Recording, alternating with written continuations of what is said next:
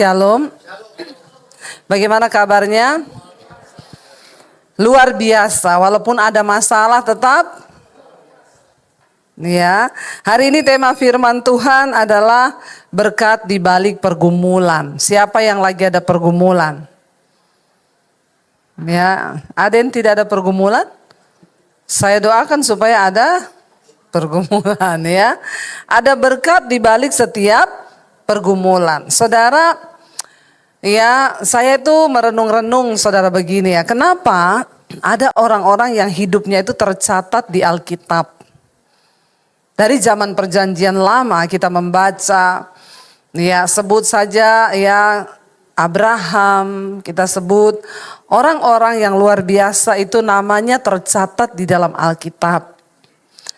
Ya kita lihat raja-raja, kita lihat Yusuf, kita lihat Daud ya. Bahkan di perjanjian baru ada Paulus yang menulis ya paling banyak surat dari perjanjian baru. Saya mencoba merenung gitu ya. Kalau diaplikasikan dalam kehidupan sekarang ini, kita ini ya pantas nggak nama kita ada di dalam cerita tentang kehidupan di matanya Tuhan loh. Di matanya Tuhan. Saya merenungkan kenapa ya mereka itu tercatat. Ternyata yang tercatat di dalam Alkitab itu adalah orang-orang yang mengalami pergumulan yang hebat. Mengalami pergumulan yang berat, yang besar. Ya, makanya bersyukur kalau pergumulanmu berat dan besar. Puji Tuhan, namamu pasti tercatat di dalam kitab kehidupan. Ya. Jadi jangan mau menjadi orang Kristen yang gampangan, yang murahan. Semakin berat pergumulan kita, semakin banyak ya persoalan kita. Tapi saya tidak bicara tentang orang yang bodoh ya. Yang mengalami pergumulan karena kebodohannya sendiri itu juga banyak. Ya, dia mengalami pergumulan karena dulu ketika diberkati tidak bisa mengelola keuangan. Akhirnya ketika ya penderitaan datang nggak punya apa-apa. Padahal dulu bergelimang harta. Karena nggak bisa memanage keuangannya, tidak berhikmat. Nah itu salah sendiri. Tapi dalam hidup ini semua orang pasti mengalami pergumulan saudara. Ya, dan Tuhan mau setiap kita mengalami pergumulan kita itu pasti akan banyak. Kenapa Rasul Paulus itu menulis banyak ya firman Tuhan? Karena di dalam dia bergumul itu dia mengalami tekanan yang luar biasa. Dia mencari Tuhan. Dan ketika dia mencari Tuhan, dia itu mendapat hikmat, mendapat rema. Yang pada akhirnya dicatat sebagai firman Tuhan. Dan itu benar-benar dari Tuhan. Misalnya dia berkata pencobaan-pencobaan yang kita alami. Ya itu tidak melebihi batas kekuatan kita. Sebab Tuhan itu setia dan adil. Kenapa Rasul Paulus bisa menulis begitu? Saya yakin lahir dari sebuah pergumulan yang luar biasa. Lalu Tuhan menyatakan kalimat itu di dalam hatinya lalu ditulis saudara. Ya makanya kalau zaman sekarang itu dibilang quotes. Orang berkata gini, Bu Debbie itu ya banyak ya quotes-quotesnya dia. Sebenarnya itu bukan quotes saya, itu lahir dari sebuah pergumulan. Karena ya kita ada dalam sebuah tekanan atau persoalan hidup. Ya makanya ya pemazmur berkata, aku tertekan itu baik bagiku. Supaya aku belajar tentang kehendak Tuhan. Manusia itu kalau nggak ditekan saudara, ya tidak mungkin kita terbentuk menjadi sesuatu yang berharga. Nah hari ini tema firman Tuhan diberi ya berkat di balik pergumulan. Ayatnya 2 Korintus pasal yang keempat. Mari kita buka bersama. 2 Korintus pasal yang keempat mulai dari ayat yang ke-7 saudara. 2 Korintus 4 ayat yang ke-7. Kita baca bersama 1, 2, 3. Tetapi harta ini kami punyai dalam bejana tanah liat. Supaya nyata bahwa kekuatan yang melimpah-limpah itu berasal dari Allah, bukan dari diri kami. Bagaimana supaya kita kuat di dalam menjalani setiap pergumulan hidup? Sadarilah yang pertama bahwa kita ini manusia, terbatas.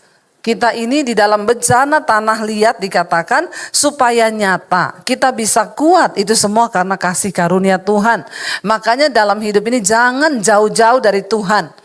Supaya kita kuat. Begitu kita jauh ya hilang saudara. Bahkan kita nggak mampu. Banyak orang pengen bunuh diri. Kemarin saya baru pulang dari retreat hamba-hamba Tuhan di Maros. Itu hamba Tuhan dari Sulawesi Barat, Sulawesi Tengah, Sulawesi Selatan. Ya, dan di dalam tantangan altar call, saudara, pada waktu itu ya ada pernyataan Tuhan bahwa ada seorang hamba Tuhan yang sudah mau menyerah dengan pelayanannya, bahkan dia sering terpikir untuk mengakhiri hidupnya dengan cara bunuh diri. Dan ada seorang ibu maju, saudara. Dia nangis di altar, saudara. Saya peluk dia, saudara. Ya, itu hamba Tuhan loh, hamba Tuhan saja. Ya, bisa hampir meledak dan tidak kuat menghadapi tekanan hidup. Ya, saya mendengar banyak kesaksian dari mereka. Kasihan mereka pelayanan di desa. Dia bilang itu kolektor, saudara, uang koin 500 rupiah yang sudah tidak terlihat rupiah itu berapa rupiah. Saking hitam, kotor, lecek, itu persembahannya di desa. Ya, saya mendengar kisah mereka datang itu ada yang perjalanan 2 hari karena memang semua dibiayai kan, datang saudara nginap di Maros. Mendengar kisah perjalanan mereka di mana mereka itu hanya beberapa jiwa yang mereka gembalakan, ya bertahan hidup aja susah. Ya, dan makanya ketika ditantang ada yang hampir bunuh diri, ya maju seorang ibu, saudara, dia menangis, dia menjerit di altar. Ya, kita manusia ini terbatas. Rasul Paulus bilang, harta ini kami punyai dalam bejana tanah liat. Bayangkan harta itu bicara tentang kemuliaan. Harta itu bicara tentang kekuatan, tentang sesuatu yang wow. Tapi dipunyai dalam bejana tanah lihat, artinya mudah rapuh, mudah terkoyak. Supaya apa dia bilang? Supaya nyata bahwa kekuatan yang melimpah-limpah itu berasal dari Allah dan bukan dari diri kami. Kenapa kita harus dekat dengan Tuhan? Bukan supaya kita nggak banyak masalah di hidup ini. Kenapa kita harus dekat dengan Tuhan? Bukan supaya kita nggak mengalami hal yang buruk. Karena ini adalah dunia. Kita mau atau tidak, kita pasti satu saat akan diizinkan mengalami yang tidak enak, mengalami pergumulan. Nah, kenapa kita harus dekat dengan Tuhan? Supaya kita kuat menghadapi pergumulan hidup. Karena di luar Tuhan, kamu tidak bisa berbuat apa-apa. Tapi di dalam Tuhan ada kekuatan. Ayat yang ke-8 dia katakan di sana, dalam segala hal kami ditindas namun tidak terjepit. Kami habis akal namun tidak putus asa. Kami dianiaya namun apa? Tidak ditinggalkan sendirian. Kami dihempaskan namun tidak binasa. Rasul Paulus mengalami banyak tekanan di dalam pelayanannya, saudara. Ya, tetapi dia berkata dalam segala hal kami ditindas namun tidak terjepit. Kami habis akal namun tidak putus asa. Kami dianiaya namun tidak ditinggalkan sendirian. Kami dihempaskan namun tidak binasa. Saya membaca ini saya itu malu, saudara. Rasul Paulus berkali-kali dipenjara karena nama Yesus. Harusnya ketika orang di penjara, dia disesah, dia disiksa dalam penjara. Harusnya dia bisa dong berkata, di mana engkau Tuhan? Aku melayani engkau loh. Tapi kenapa engkau tidak menyatakan dirimu? Saudara, tapi dia berkata, ya di sini dia bilang, aku dianiaya namun tidak ditinggalkan sendirian. Wow, itu dahsyat banget. Dia sudah dianiaya, dia masih merasa bahwa Tuhan beserta dengan dia loh. Itu sih luar biasa, saudara ya. Dan saya membaca ini betapa malunya kita menjadi orang Kristen sekarang kan. Cuma masalah-masalah ringan kita udah protes sama Tuhan. Masalah-masalah yang tidak berat tapi kita udah marah. Rasul Paulus bilang, aku dipenjara, dianiaya namun tidak ditinggalkan sendirian. Kami dihempaskan namun tidak binasa. Ayat yang ke-10. Kami senantiasa membawa apa? Membawa kematian Yesus di dalam tubuh kami, supaya kehidupan Yesus juga menjadi nyata di dalam tubuh kami. Bagaimana supaya kehidupan Kristus nyata dalam hidup kita? Ya, kita harus senantiasa membawa kematian Kristus. Apa artinya kematian Kristus? Penyaliban. Tidak enak waktu daging kita disalib. Orang fitnah kita, tapi kita tidak boleh balas. Ya, orang berbuat jahat pada kita, sekalipun kita bisa membalas, tapi Tuhan bilang kamu tidak boleh balas. Kamu dalam pergumulan yang berat, ya, Kamu tidak bisa melakukan hal-hal dunia lagi. Kamu harus tetap berdiam diri dulu di kaki Tuhan. Itu namanya membawa kematian Kristus dalam tubuh kita. Kita benar tapi diperlakukan tidak benar. Ya, kita ada dalam pergumulan yang berat tapi harus tetap mengucap syukur. Itu namanya menyalibkan daging. Supaya kemuliaan Kristus itu juga nyata dalam tubuh kita. Ayat yang ke-11. Sebab kami yang masih hidup ini terus menerus diserahkan kepada maut karena Yesus. Supaya juga hidup Yesus menjadi nyata dalam tubuh kami yang fana ini. Selama kita masih hidup tidak mungkin tidak ada pergumulan. Kalau orang masih punya masalah, banyak yang datang, Bu Debbie saya itu loh banyak masalah. Puji Tuhan ibu masih hidup. Amin. Karena kalau sudah mati baru tidak ada masalah. Hidup ini adalah rangkaian dari masalah.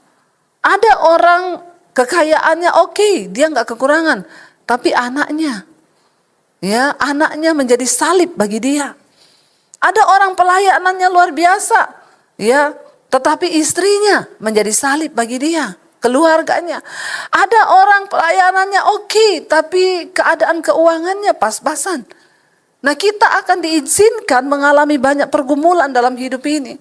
Tapi yang namanya dia Rasul Paulus bilang, sebab kami yang masih hidup ini, selama kita masih hidup, maka masalah itu pasti ada. Kita terus menerus diserahkan, Rasul Paulus bilang. Sebab kami yang masih hidup ini terus menerus diserahkan kepada maut karena Yesus. Supaya juga hidup Yesus menjadi nyata dalam tubuh kami yang fana. Saudara, dalam penderitaan kita di dunia ini mungkin kita belum berhadapan dengan maut, yang artinya kematian. Rasul Paulus mengalami maut.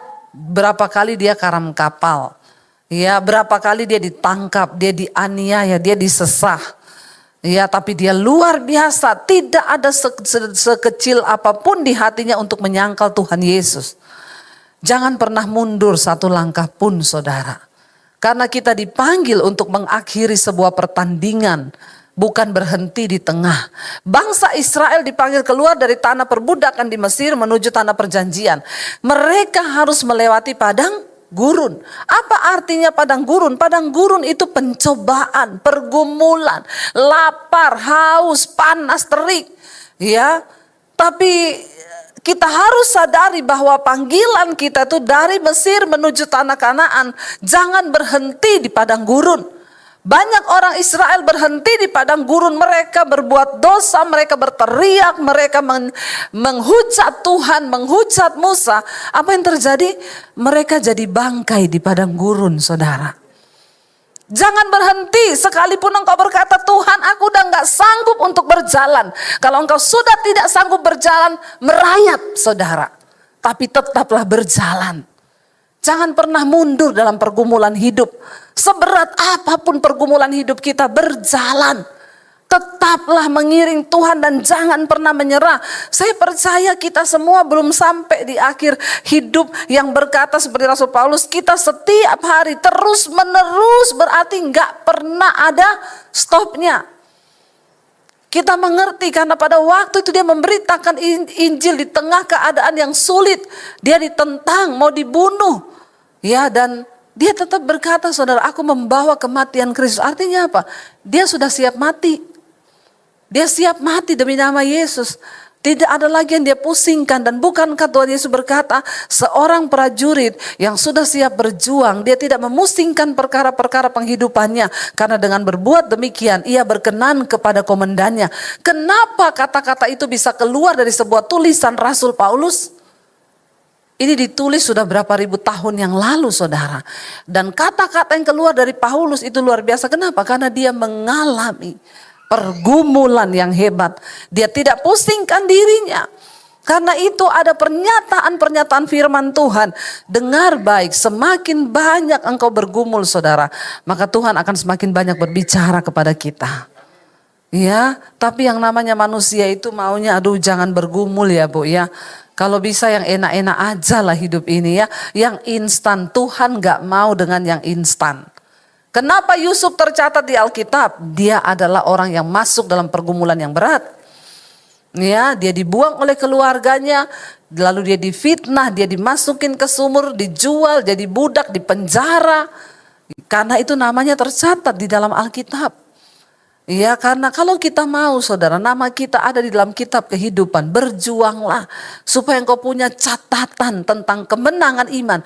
Orang yang namanya tercatat dalam kitab kehidupan itu siapa? Hanya orang-orang yang menang dalam pergumulan hidup. Makanya Yesus berkata, ketika kali kedua aku datang ke dunia ini, adakah iman aku dapati? Tuhan cuma cari iman. Dan rasanya tidak mungkin, rasanya sulit saudara. Tapi ketika kita mau berjuang bersama Tuhan, maka tidak ada perkara yang mustahil. Ya, Tuhan sanggup.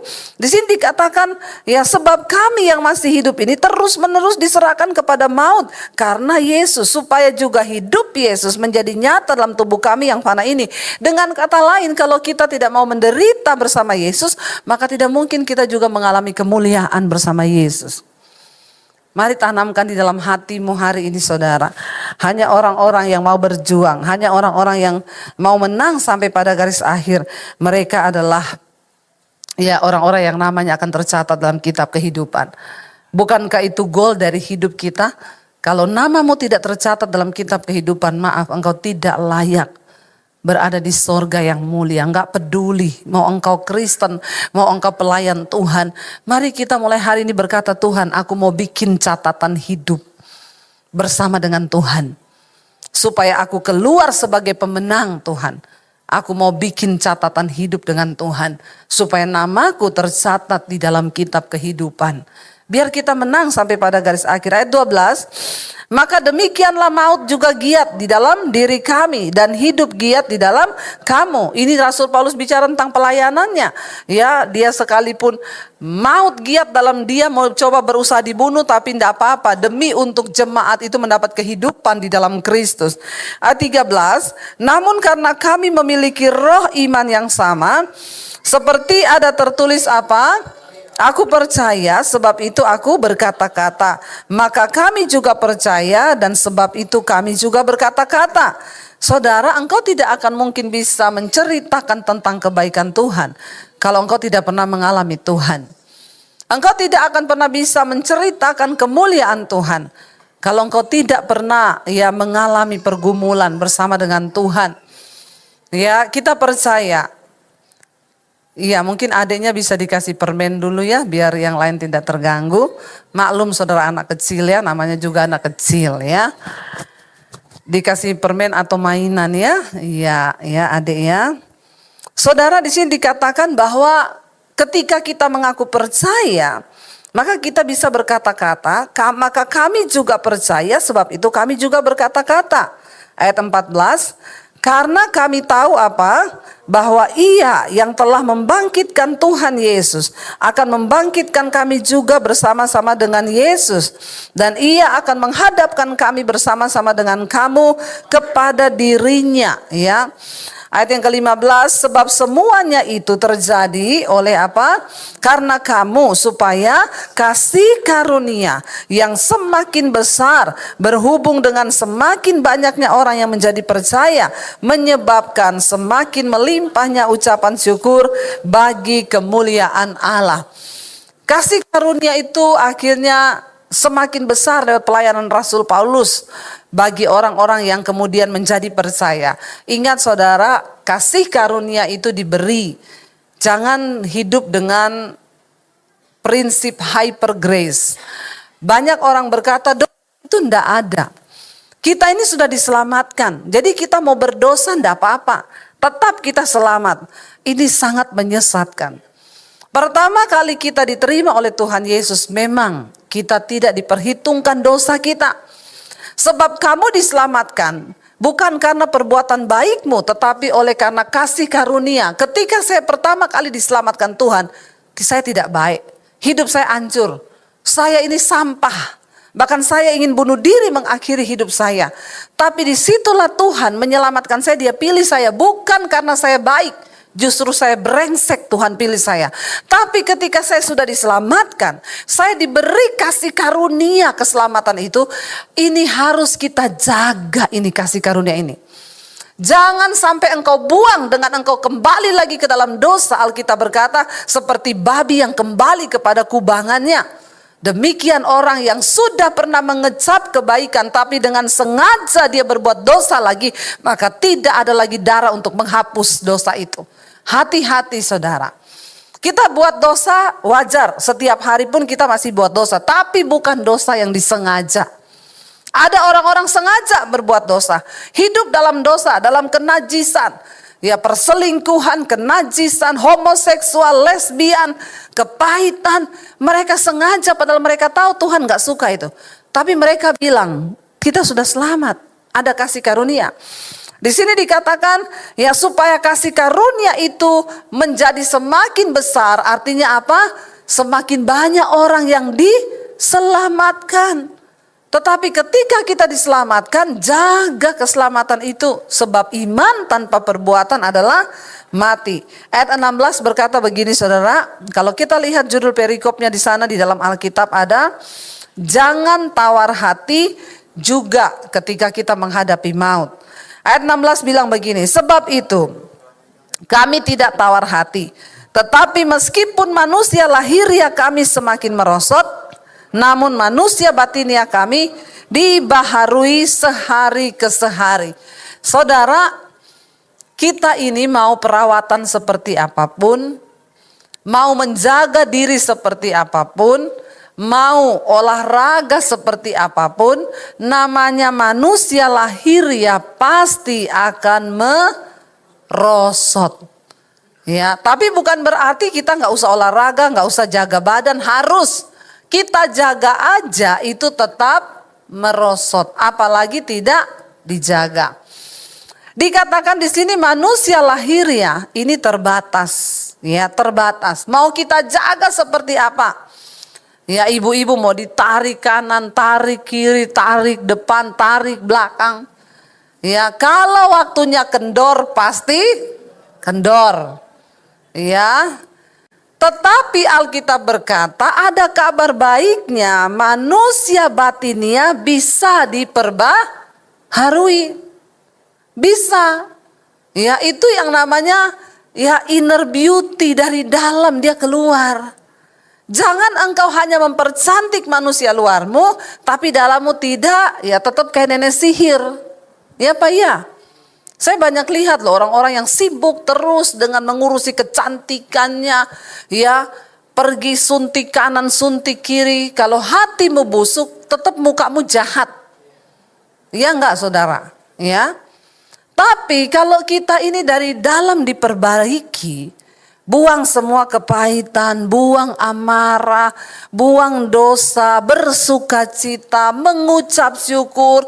Ada orang-orang yang gak perawatan begitu rupa, tapi ketemu orang, udah umur tua ya oma, umur berapa?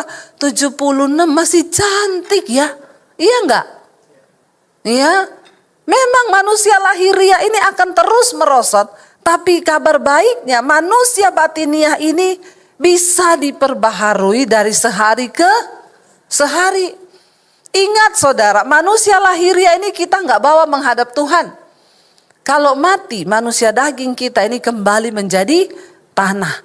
Tapi manusia roh batiniah kita itulah yang akan menghadap Bapa di sorga. Nah hari ini banyak orang cuma sibuk ngurusi penampilan lahiriah. Tapi dia lupa memperbaiki manusia batiniahnya. Manusia batiniah itu diperbarui, diperkuat lewat apa? Lewat persoalan, penderitaan, roh kita tuh menjadi semakin kuat. Ya, karena itu dikatakan di sini, ya manusia batiniah kita itu dibaharui. Jadi sekalipun manusia lahiriah kita merosot, menjadi keriput, enggak apa-apa. Yang penting manusia batiniahnya diperbaiki. Kalau manusia batiniah itu cantik, itu terpancar sampai keluar. Tapi ada orang-orang masih muda sudah kelihatan keriput semua. Ya kenapa? Karena di sininya ini jelek, tidak diperbaiki. Ya sesuatu yang benar itu dari dalam mengalir keluar. Jangan cuma kau poles di luar. Ya, jangan cuma olahraga, terus olahraga baik. Tapi itu tidak menjamin, karena yang namanya mati bisa datang kapan saja. Ya, ada orang-orang nge-gym mati loh saudara. Bukan soal manusia lahiriahmu, tapi manusia batiniahmu. Jangan kau pikir setelah engkau rajin olahraga, terus engkau rajin minum vitamin, engkau rajin general check up setiap bulan, terus engkau umur panjang atau tidak. Umur manusia mati hidup kita di tangan Tuhan. Mau kau olahraga kayak apa juga, yang pernah saya cerita anak muda nge-gym tiap hari. Kalau makan selalu ditimbang, kalorinya berapa, lemaknya berapa. Nanti mau tidur malam dia naik di atas timbangan. Kalau kelebihan 2 ons, dia olahraga dulu sebelum tidur. Ya, dia tidak mau kelebihan. Sangat benar-benar luar biasa. Masih muda, umur 38. Pergi ke China mau lihat prospek bisnis. Pulang jenazah. Kenapa? Ditabrak mobil. Hidup ini gak ada yang tahu. Makanya jangan engkau sombong berpikir karena engkau gym, olahraga, terus umurmu panjang. Saya tuh suka ketawa lihat orang-orang itu yang menggantikan Tuhan di dalam hidupnya. Dia olahraga tapi dia dosa terus, gak pernah menghormati Tuhan. Dia general check up saudara. Kemarin saya tuh ketemu sama teman, dia bilang, Bu Dewi saya mau tanya sama ibu nih. Waktu itu di gereja kami Bu, ada seorang ya worship leader, dia datang hari Minggu tuh seneng banget. Ketawa-ketawa sampai bapak itu nanya, kamu seneng banget kenapa? Iya dong seneng, kemarin hasil general check up saya keluar. Gula darah bagus, tekanan darah bagus, jantung bagus, semua bagus. Jadi saya seneng, ternyata gak ada penyakit apa-apa. Oh iya, habis itu dia mimpin pujian. Dia bilang gini, saudara ada yang mau kesaksian gak? Kalau ada yang mau bersaksi silakan maju ya. Ya ditunggu gak ada yang kesaksian, lalu dia bilang, oh kalau gak ada ya udah kita angkat satu pujian. Silakan musik. Dia baru mau angkat lagu jatuh di mimbar. Meninggal hari itu. Hasil general check up semua bagus. Makanya bapaknya tanya sama saya, berarti menurut Bu Dewi perlu check up gak Bu? Saya bilang kalau mati juga Pak. Mau bagus hasilnya, kalau waktunya mati mati. Jadi hidup ini ya bukan soal apa-apa saudara. Mari di dalam pergumulan hidup pun engkau tetap percaya kepada Tuhan. Berarti bahwa aku percaya Tuhan di balik masalah ini pasti ada berkat Tuhan. Manusia batiniaku tuh semakin dikuatkan. Semakin dibaharui, rohku semakin barui. Karena ketika kita menghadap Tuhan, yang akan kita bawa ini manusia batinia. Lalu ayat yang ke-17 berkata, baca bersama 1, 2, 3. Sebab penderitaan ringan yang sekarang ini mengerjakan bagi kami kemuliaan kekal yang melebihi segala-galanya, jauh lebih besar daripada penderitaan kami. Satu hal yang harus kita ingat saudara, bahwa satu saat kita ini akan menerima kemuliaan. Bukan hanya nanti di sorga. Ayat ini berkata, penderitaan ringan yang sekarang ini mengerjakan bagi kami kemuliaan kekal yang melebihi segala-galanya, itu jauh lebih besar daripada penderitaan kami.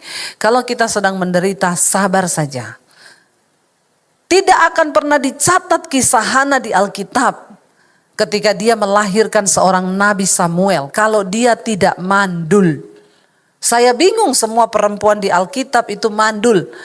Mamanya Yohanes ya, pembaptis mandul.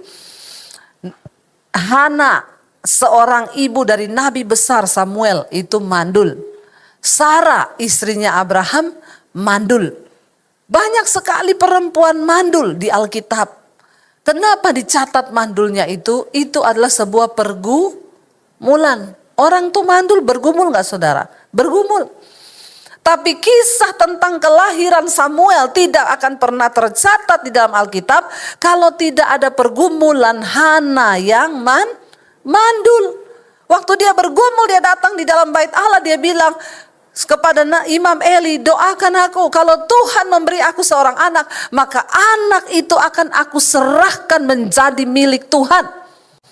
Dan iman Hana di tengah pergumulan itu melahirkan Samuel, seorang nabi yang dipakai Tuhan luar biasa. Saudara, di balik setiap pergumulan ada kemuliaan yang besar. Kalau saya tidak diusir dari keluarga saya pada waktu saya terima Yesus, tidak akan ada Debbie Basjir yang hari ini bisa hidup saya memberkati saudara. Kenapa ada penderitaan? Karena ada pergumulan. Jangan anti dengan pergumulan. Hadapi pergumulan dan berkata, Tuhan, aku akan menang. Aku akan duduk di kaki Tuhan. Dan aku percaya aku bisa melewati ini. Dari saudara, ayat yang ke-18 berkata yang terakhir, sebab kami tidak memperhatikan yang kelihatan, melainkan yang tak kelihatan. Karena yang kelihatan adalah sementara, sedangkan yang tak kelihatan adalah kekal. Saudara, susah memang melakukan ini, tidak gampang. Rasul Paulus berkata, kenapa dia nggak peduli dengan semua penderitaan yang dialami? Karena dia tidak tertarik lagi dengan apa yang kelihatan. Dia nggak tertarik lagi dengan dunia ini. Dia nggak tertarik lagi dengan hal-hal yang ada di dunia. Dia hanya tertarik dengan sesuatu yang tidak terlihat, yaitu yang ada sampai pada kekekalan. Kalau kita semua punya berpikiran seperti itu, saya yakin kita akan menjadi orang-orang yang kuat. Orang-orang yang bakal bertahan sampai di garis akhir. Ingat, saya undang para imam musik maju ke depan. Ingat saudara, semua orang yang tercatat di dalam Alkitab, nama-nama mereka adalah orang-orang yang mengalami pergumulan yang hebat. Kalau saudara namanya mau tercatat dalam kitab kehidupan, hadapi pergumulanmu. Bergumul dengan Tuhan dan hasilkan sesuatu yang menjadi berkat atas hidupmu. Tuhan itu tidak pernah tutup mata. Dia selalu melihat dan dia yang lebih tahu apa yang terbaik bagi hidup kita. Kita naikkan pujian ini, Kau lebih tahu yang terbaik bagi kami Tuhan. Kau lebih mampu untuk memulihkan hidup kami. Ajar kami berjalan bersama dengan Tuhan. Bangkit berdiri bersama saudara. Percayalah bahwa tidak ada persoalan yang tidak ada jalan keluar. Mungkin hari ini engkau sedang mengalami pergumulan, tapi yakinkan dalam dirimu ada kemuliaan yang menantimu. Sebab tidak ada salib, tidak ada kemuliaan tanpa salib. Biarlah kita selalu membawa kematian Kristus dalam tubuh kita, supaya kita juga dapat mengalami kehidupan Kristus dalam diri kita. Hamba berdoa Bapa untuk setiap mereka yang sedang mengalami pergumulan. Berikan kekuatan untuk kami boleh keluar sebagai pemenang-pemenang di hari-hari terakhir ini. Hamba berdoa, kuatkan Tuhan iman setiap kami. Mampukan kami untuk mengalami Tuhan kemenangan demi kemenangan. Sebab kami tahu nama kami akan tercatat di dalam kitab kehidupan.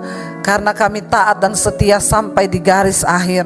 Berikan kekuatan bagi setiap anak-anak-Mu yang sedang berjuang Tuhan. Hamba percaya pergumulan yang kami alami tidak akan pernah melebihi kekuatan kami. Sebab Tuhan setia dan adil. Cinta kasih dari Tuhan Yesus Kristus, penyertaan Allah Roh Kudus yang akan memenuhi hati dan hidupmu mulai hari ini, bahkan sampai kali yang kedua Tuhan Yesus datang menjemput kita, namamu tercatat di dalam kitab kehidupan. Di dalam nama Tuhan Yesus yang percaya diberkati Tuhan, katakan bersama, amin, amin, amin.